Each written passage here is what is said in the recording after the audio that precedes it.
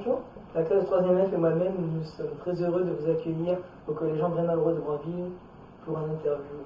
Pouvez-vous vous décrire en quelques mots, s'il vous plaît? Écoutez, en quelques mots, je m'appelle Véronique, j'ai 41 ans et je suis pilote d'hélico dans la sécurité civile.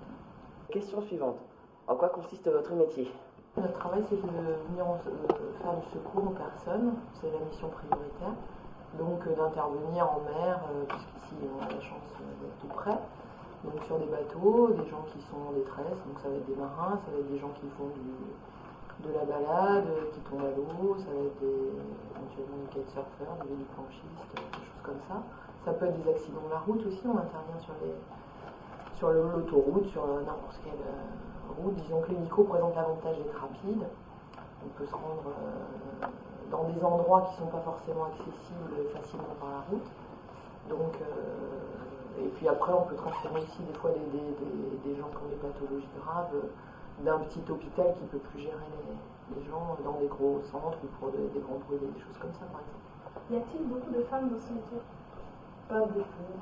Il y en a de plus en plus, ça se féminise comme beaucoup de métiers masculins, on va dire, ou dits masculins. Au niveau de la sécurité civile, on est 2 en France, donc c'est quand même pas énorme par rapport à, au niveau des personnels navigants, mécaniciens opérateurs de bord et pilotes confondus, je sais pas, on doit être dans les 200, 250. Donc ça fait pas énorme. Et le regard des gens est-il différent du fait que vous soyez une femme? De moins en moins, je trouve.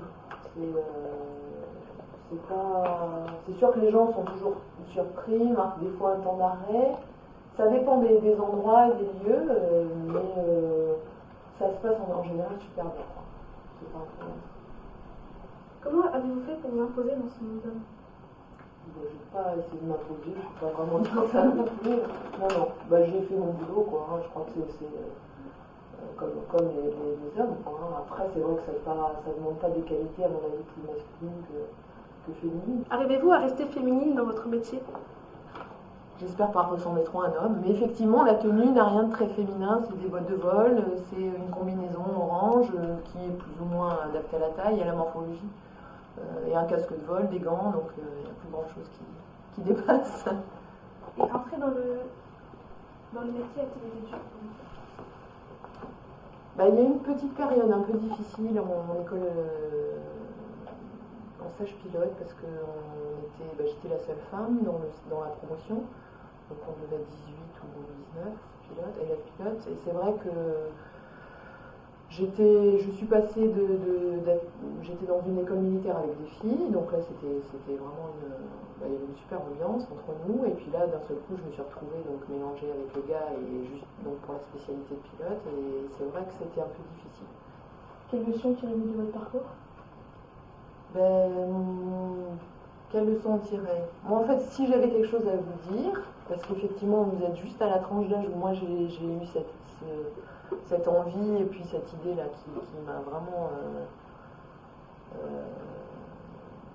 tenue en éveil et motivée jusqu'à ce que j'y arrive, quoi. Donc c'est de me dire, il n'y avait pas beaucoup de place au départ, c'était, on peut dire, pilote hélico ou comme pour d'autres métiers, hein, c'est pas dire on a peu de chance d'y arriver parce qu'il n'y a pas beaucoup de place, parce que c'est dur, parce qu'on a plein d'idées, donc déjà se renseigner sur ce qu'on a envie de faire, comment y arriver.